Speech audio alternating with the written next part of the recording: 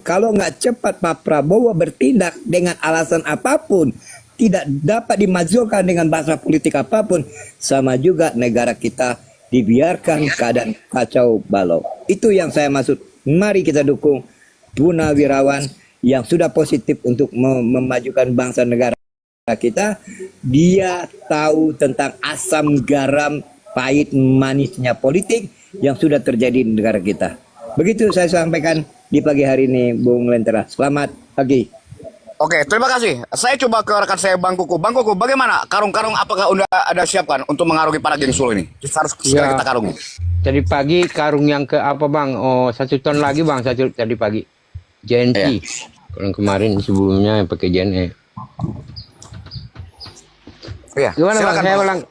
langsung ya, saya komentari tentang apa yang narasi yang ada di screen Bang ya. Oke. Jadi Bang, saya dengan informasi yang saya peroleh seluruhnya, saya juga mendengarkan tadi beberapa di antara Mr. Speakers yang ada di room. Saya juga meyakini bahwa udah ada konflik di militer. Ini berbahaya Bang, kritis. Oleh karena itu, saya menyarankan seperti tadi apa abang yang sebelum saya ini bicara, saya sarankan agar Bapak Presiden kita yang sekarang ini absah ya, segera bertindak Bang gitu ya. Apa tindakannya? Menurut pandangan saya Bang, yang namanya Panglima TNI ini harus secepatnya ini diganti Bang gitu loh, digeser gitu. Itu yang pertama lah, bahwa kembalinya siapa namanya putra, siapa sih namanya putra itu yang Panglima Kogab Bang, siapa namanya Pak Gunto ya, Jenderal Bintang 3. Gunto. Saya angkat jempol karena dia ini sangat strategis Bang. Dia berada sebagai panglima yang menguasai wilayah besar ya, Sumatera, Laut Cina Selatan, Kalimantan, bagian mana sama Jawa Barat. Itu udah bagus ya. Jadi segeralah, mudah-mudahan ini didengarkan oleh Prabowo secepatnya, kalau tidak ini bisa kup di start ini. Kalau menurut pandangan saya gitu Bang. Ini harus cepat Bang. Oke, Bang Koko, saya ingin bertanya kepada Anda. Apakah ada potensi bahwa Kunto ini akan menjadi panglima nantinya? Oh iya, itu udah jelas Bang, dan memang pantas kan? Ya. Pantas dari segi karirnya, dari segi track recordnya, juga dia dari keluarga ini Bang, dari keluarga TNI. Mereka kan adik-beradik semua jenderal itu Bang. Yeah. Empat termasuk dulu mantan Hankam kan, siapa namanya itu yang Kalimantan itu loh. Dulu kan Menteri Hankam itu. Siapa namanya lupa gua. Ya. Jonindo. Bukan, yang Menhankam dulu loh Bang. Yang Menhankam Hercules. Bukan. Hercules mah preman dia mah. Ria Kudu. Itu kan iya. Abangnya dia. Oke, terima kasih Bang Koko. Nanti akan kita bedah lebih dalam lagi. Saya coba ke Otak Dungu. Otak Dungu, tunjukkan pesona Anda. Otak kosong. Otak kosong, iya. Iya, sebetulnya kalau kita telah itu berpikir itu secara konektivitas hati dan pikiran. Kenapa saya katakan gitu? Ada 3 kategori yang susah dinasihati: penguasa, orang pacaran, sama orang gila. Itu yang paling susah banget dinasihatin. Nah kita lihat ya, ini kan gejolak politik ini terjadi akibat Jokowi itu pada masa lalu bergaul sama oligarki, sehingga Jokowi itu menciptakan pasukan namanya Termol untuk membalikan opini publik. Makanya kedepannya kita kalau nyari pemimpin itu jangan ada yang di politik. Dampaknya apa? Korbannya rakyat. Sekarang ini kita dipertontonkan. Iya, memang benar sih kata hati yang berbicara. Ketika dalam suatu pertandingan awalnya benar akan berakhir dengan benar. nggak ada hambatan di depan dan di belakang. Tapi awalnya tidak benar akan tidak berakhir tidak benar. Kita dipertontonkan sama politik kedongoan. Kita kan diciptakan Allah, ada Tuhan, ada akal pikiran. Di mana akal pikiran kita itu digunakan? Nah ini saling sanjung menyanjung, akibatnya dampaknya jebakan. Kenapa? Ya maju lagi ke konteks nanti Pilpres 2029. Kalau menurut saya Jokowi ini mempertahankan kekuasaan ini karena apa? Karena dampak kebijakan dia itu banyak melanggar hukum. Satu, melemahkan KPK, itu aja udah ketahuan. Kok bisa begitu? Ya begitulah. Dia membangun negara ini ibarat jual rumah beli beras. Dampaknya nggak ada, dia hajar. Dia ngerangkul oligarki. Oligarki kan banyak yang memakan menelan negara itu. Contohnya Somalia. Utang nggak sanggup bayar, tanahnya buat pangkalan perang. Sri Lanka pun begitu. Apakah kita mau begini? Sebetulnya bangkrutnya negara ini bukan karena orang jahat, karena orang-orang baik pada diam. Kalau orang baik diam bersuara, enggak. Nah politik yang dimakan Jokowi gitu, ketika orang baik berkritik dirangkul. Contohnya satu tuh Fahri Hamzah, bagaimana buasnya dia mengkritik, begitu ada jabatan lengis mengkem, karena uang dia nggak akan habis-habis. Apa? Karena di atasnya ada apa? Ada ini, ada oligarki sampai sekarang. Nah, kebijakan itu apalagi ditambah sama penjilat-penjilatnya.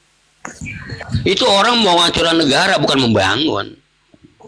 Ya makanya kedepannya mudah-mudahan aja Prabowo tuh bisa mengambil, bisa menumbangkan matahari kembar yang satu sehingga kebijakan ini nggak terbebani. Karena apa? Karena ada deal politik. Coba dah, nanti akan lahir 2029 presiden yang nggak ada deal-deal politik, aman, nggak terbebani.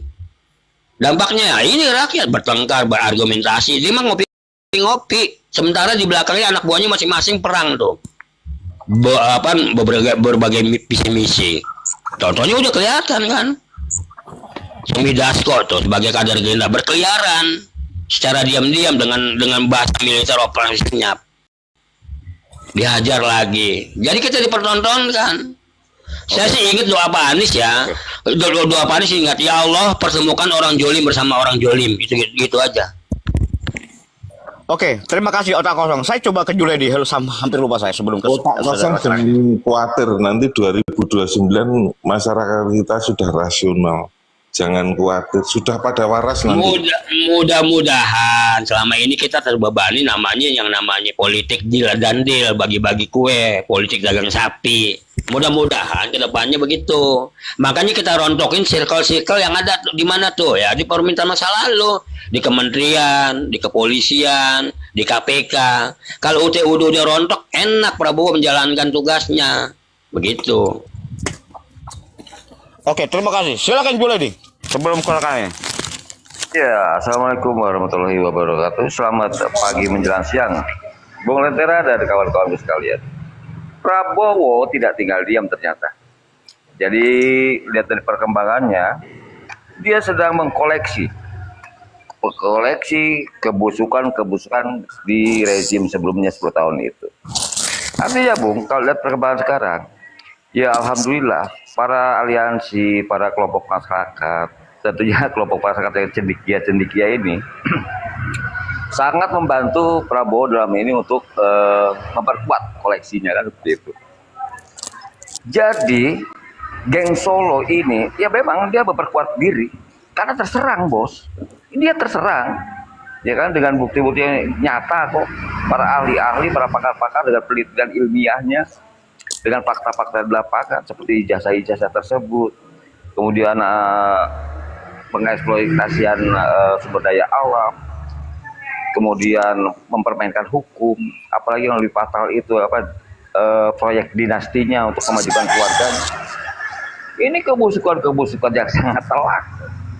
Ini akan mendapatkan pukulan KO dari Prabowo itu, seperti itu.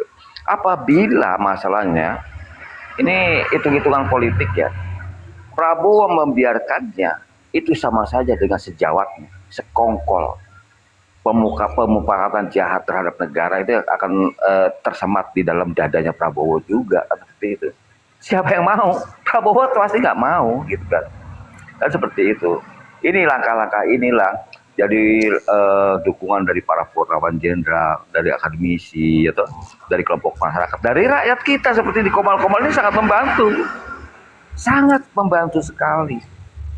Seperti itu, sehingga Drone Emprit menyatakan dari surveinya negatif terhadap Jokowi itu hampir mencapai 75% lebih, Bang Lentera. Jadi kebusukan ini apalagi di tingkat dunia, mungkin tingkat dunia udah 100% lebih kebusukan Jokowi ini, karena semua negara melihat itu semua. Itu demikian Lentera kecilku yang sangat gagah perkasa. Oke, terima kasih brother. Saya coba ke Situju. Saya tambah bener Bang Juli ya, boleh nggak? Oke, silakan. Gini Bang Juli, itu sebetulnya Prabowo barang yang petisi nomor 8 tentang purnawirawan itu, padahal Prabowo tinggal sweet doang. Barang jadi tuh. Benar. Karena kenapa? Karena 58% itu diantaranya PSI nggak ada suaranya, justru pendukung Jokowi. Udah aja tuh bareng majuin ke ini, ke DPR, impeachment. Udah didukung rakyat kok. Tenang aja. Iya. Jadi tinggal bersiul doang ya.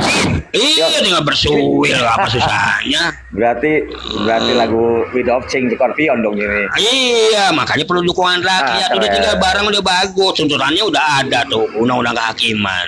Oke? Oke, betul. Oke, setuju. Oke, terima kasih. Silakan Situju.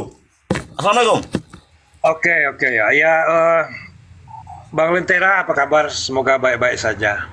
Baik-baik, Kalau saya ya Bang Lentera ya, my brother ya. Saya belum akan komentar apa-apa soal Pak Prabowo. Karena ini kan 100 hari kan sudah lewat. Ya. Dia kalau tengok arloji, lihat kalender itu 100 hari sudah lewat. Ini yang kemarin ditangkapin itu, yang soal Pertamina itu belum ada satupun yang disidang. Nah, itu belum ada satupun yang disidang. Itu masalah pagar laut itu jangankan disidang, itu orang-orangnya lurah kohot aja itu kayaknya udah bebas itu. Ya. Jadi kita itu nggak bisa lah menurut saya menilai orang itu ya dengan dengan apa-apa yang ada di sekitarnya. Kita harus lihat performa gitu loh. Nah, jadi karena saya orang bisnis, saya lihat performa gitu.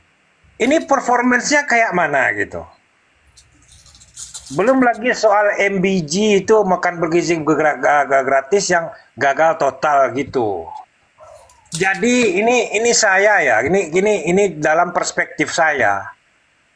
Ini belum ada ini satupun gregetnya Bapak Prabowo ini.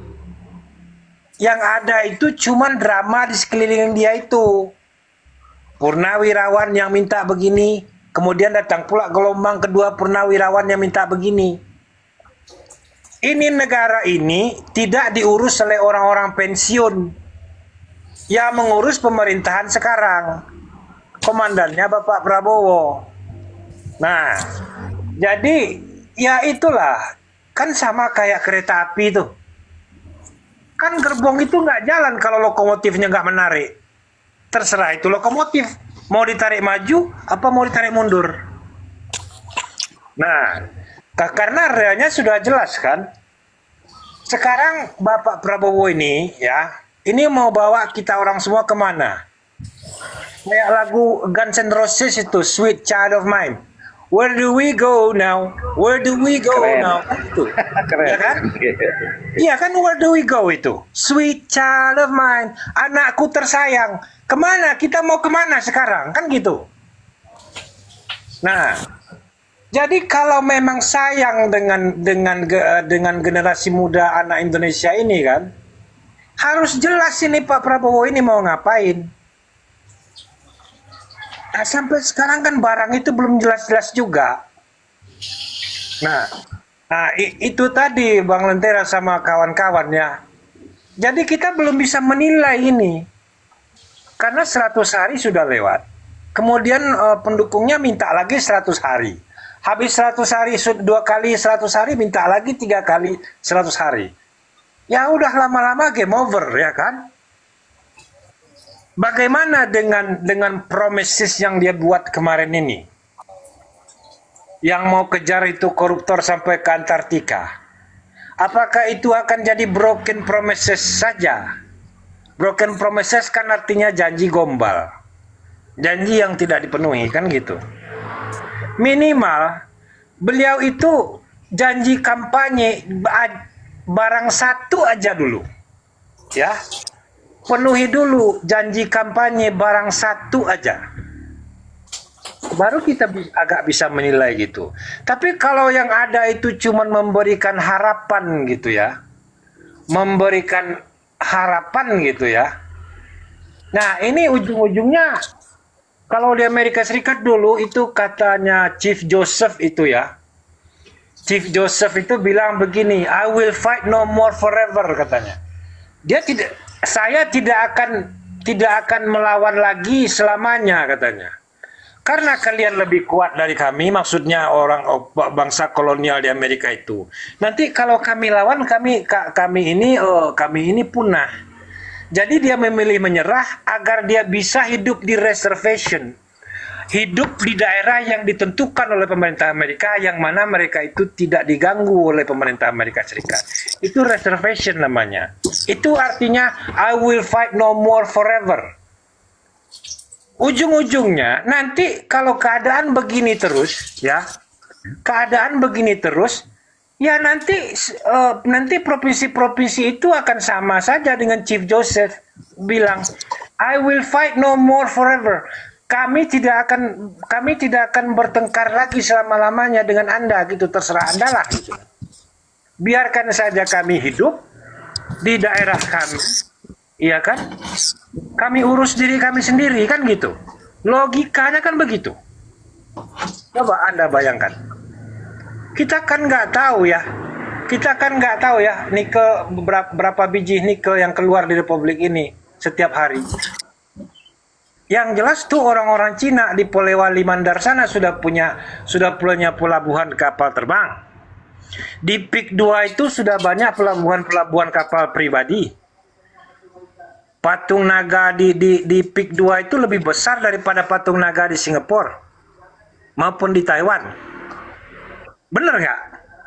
Nah, jadi kok seperti itu?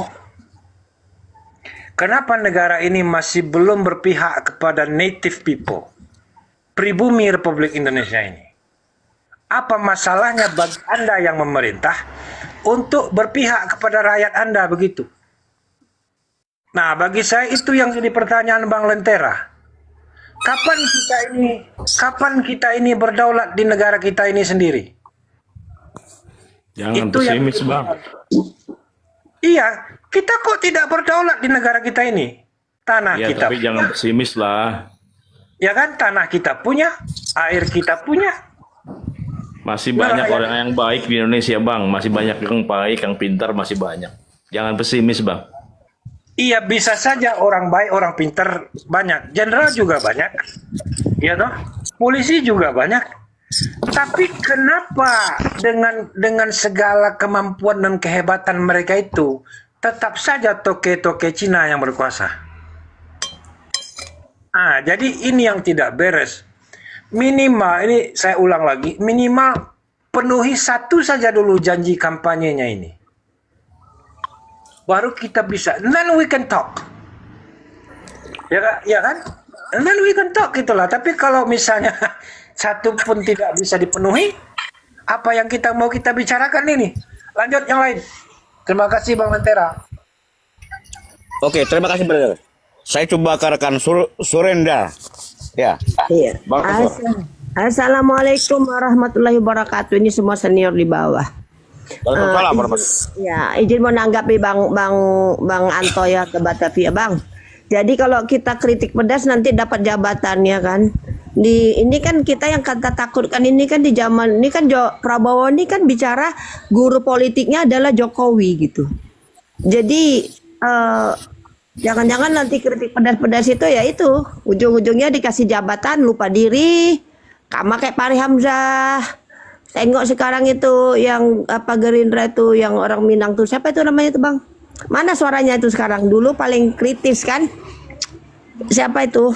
Aduh lupa saya tuh apa Gerindra. Dia juga menanggapin Bang Setuju benar Bang. Jadi kalau saya ini ya siapa? Fadli John. Fadlizon.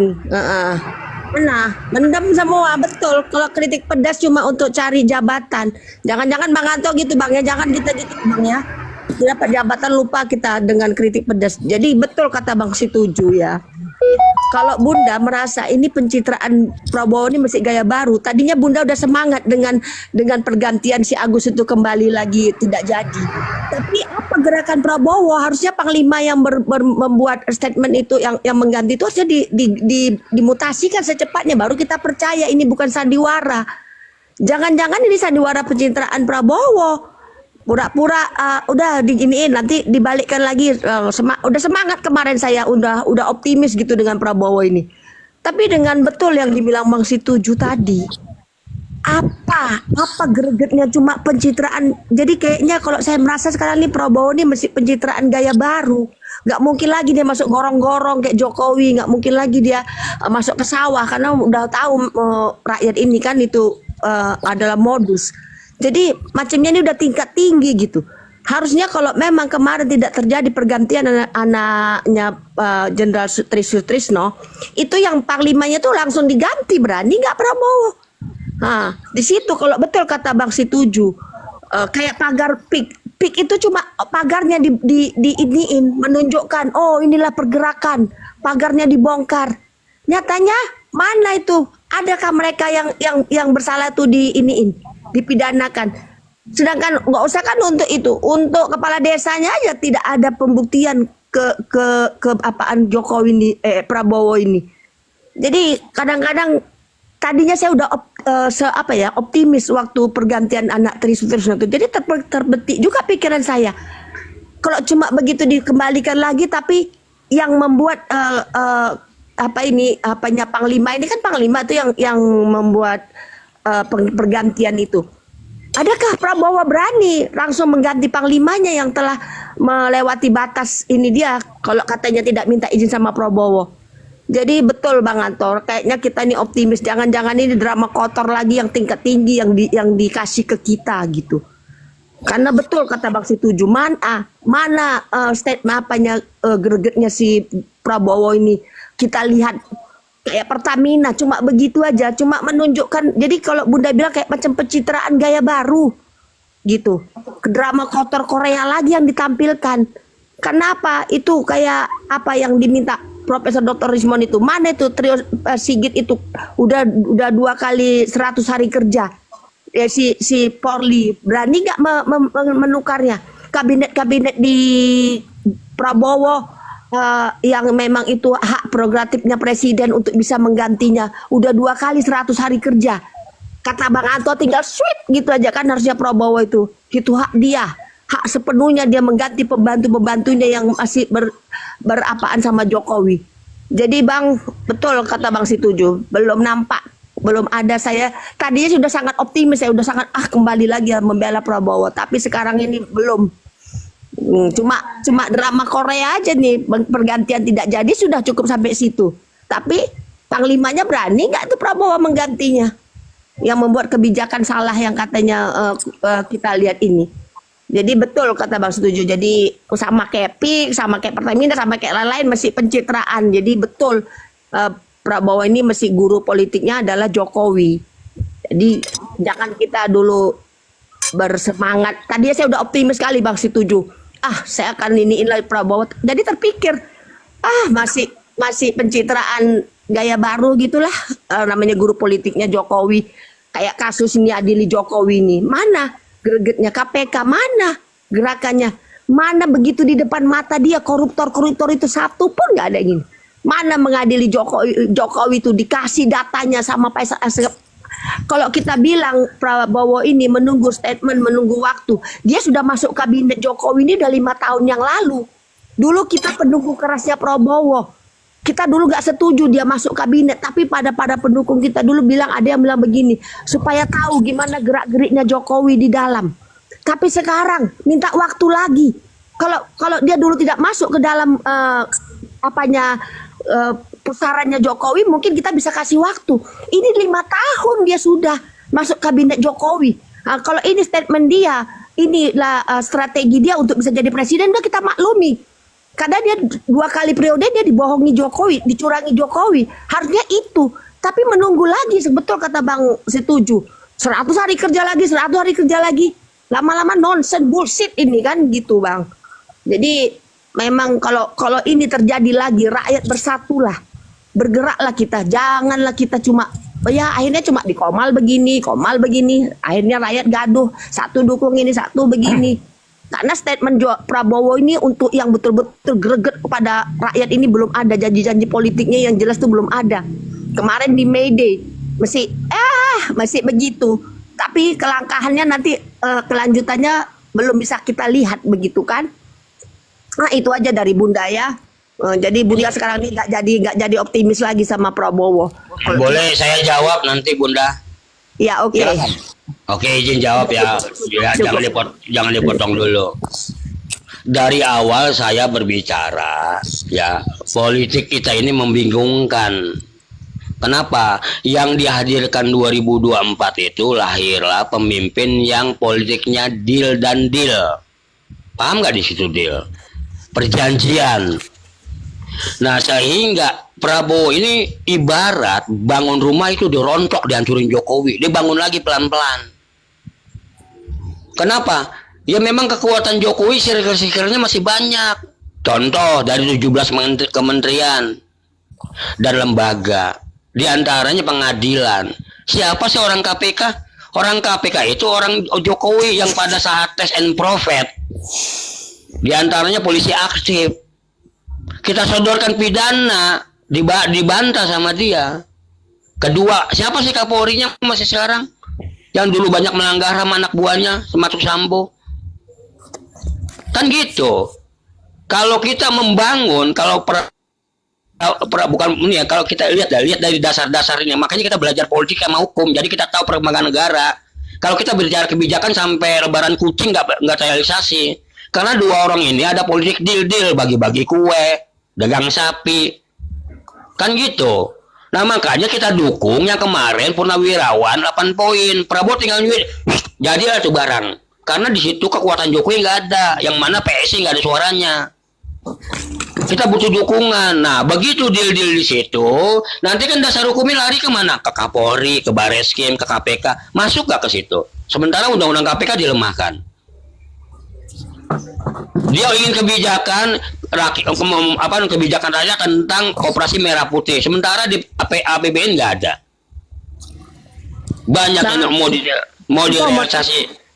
Bang Anto mau tanya Bang, kira-kira petisi itu udah berapa lama itu kemarin? Sampai sekarang itu apa yang kira-kira udah ada langkah strategi untuk menuju apa yang mendukung petisi itu gitu Bang? Kan petisi itu udah hampir 3 minggu kan jalannya nih. Ya kan diterima sama juru bicara politik keamanan tuh Wiranto, lagi dipertimbangkan. Ya, pertimbangan itu kan antara iya dan tidak. Ya, kenapa? Kalau Prabowo menghajar secara langsung, ya, circle-circle yang ada di situ berontak. Apa dengan apa? Dia masih tersandra 3 hukum. Pertama, kekuncinya pelanggaran HAM. Di Juli. Pertama, terkuncinya pelanggaran HAM. Kedua, transaksi pembelian pesawat di luar negeri. Kita nggak tahu yang mana kuncinya hanya Jokowi. Ketiga, pot estate. Itu ganjelan. Gibran dapat memerintahkan Kapolri untuk menangkap Prabowo dengan kasus 3 tersandra. Kalau dibongkar bisa, karena pengaruh juga berat. Nah, dengan kisi-kisi pembukaan, dibukalah pagar laut setengah. Ya, rakyat harus dukungnya di situ. Jadi gini ya, Bunda, Kalau seandainya kekhawatiran Purnawirawan Prabowo sakit atau Prabowo meninggal, Gibran Tata Negara tuh yang berbicara jadi RI 1. Sedikit bang, saya potong bang, ya. Saya potong sedikit bang, ya. Mana bisa Gibran nangkep Prabowo bang, ya. Prabowo ini panglima tertinggi, ya, kekuasaan tinggi itu sama rakyat, ya. Jangan ngaco lah, ya nggak ngomong tuh. Nggak perlu janji bang, ya. Nggak perlu strategis, ya. Yang kita butuhkan tindakan nyata, gitu. Bener kata ibu yang di atas, Bu Sumir. Ya kalau Anda bilang strategis, kapan rakyat ini, ya mengharapkan gitu. Ya kemerdekaan sebenarnya. Kadang-kadang Bang Nirwana narasinya nggak dipahami saya ya. Gibran itu masih RI 2, bisa memerintahkan Kapolri KPK. Mana bisa tanpa seizin RI 1 ya? Dengar dulu dasar hukumnya. Anda ya nggak bisa Anda mah itu panglima tertinggi gimana itu? Udah mutlak itu. Ya. Udah mutlak itu nggak bisa diganggu-gugat itu ya. Siapa bilang? Dengar dulu, makanya Anda jangan dipotong. Kalau Anda berbicara yang benar gitu. Jadi ya dengar dulu. Dari kemarin kita lagi narasi ntar bantah kalau udah kelar kayak saya tuh. Jangan motong begitu, nggak boleh. Siapa bilang? Pasal 7A mengatakan MPR dapat memberhentikan presiden dan wakil presiden atas usul DPR jika terbukti melanggar hukum. Hukumnya di mana? Dibuka tuh hukum lamanya sama Jokowi itu terkait masalah HAM dikunci, transaksi miras, put estate itu dasar hukumnya ada. Karena Gibran masih RI 2 bisa memerintahkan Kapolri, bisa memerintahkan KPK yang mana dulu dilemahkan dengan Undang-Undang 19 2019. Kita bicara pakai hukum. Bukan begitu. Ini ada nih di Undang-Undang Dasar 7A 7B. Coba Anda lari ke situ. Betul, Bang, betul. Sebentar Bang, sebentar aja intercept. Saya tambah dikit ya. Indonesia Sebentar aja intercept. Kalau memang itu Bang Anto, kenapa dia kok lama kali Prabowo ini mengganti Kapolri? Memang harusnya ini pun sudah berapa tahun gitu. Ya ini yang mau saya jawab, Bunda Suren. Jokowi tidak sendirian. Masalahnya di situ. Prabowo ingin sampai ke akar-akarnya, sampai ke ranting-rantingnya. Tidak hanya Jokowi, gerombolan semua harus terangkut itu. Kata Bung Telah harus dikarungin gitu semuanya. Ini yang jadi masalah. Bukan pekerjaan kecil bos. Ya toh. Ini butuh-butuh intelijen, butuh orang-orang betul-betul yang betul mengabdi kepada Prabowo untuk membersihkan ini. Bukan hanya sekedar Jokowi masalahnya. Keluarganya, ante-antenya, orang yang membuat bersepakat untuk membuat ijazah palsu. Itu semuanya ada banyak gitu loh. Intercept bang. Itu jadi masalahnya kan seperti itu Bang. Terima kasih. Silakan. Ya, intercept bang. Jadi gini, negara kita ini sedang dilematis ya, baik Prabowo maupun Jokowi, ya kan. Semua juga namanya politik kekuasaan, semua pengen menguasai Indonesia, ya kan. Tapi sekarang ada dua pilihan, apakah Prabowo mau menyelesaikan ini atau kita di-reset negara ini. Mana yang lebih bahaya? Gitu aja. Posisi ini udah dilematis, kepentingan politiknya udah tinggi bang, semua ini. Tinggal pilihan rakyat, mau mempertahankan Prabowo menuju Indonesia lebih baik atau mau di-reset ini semua negara.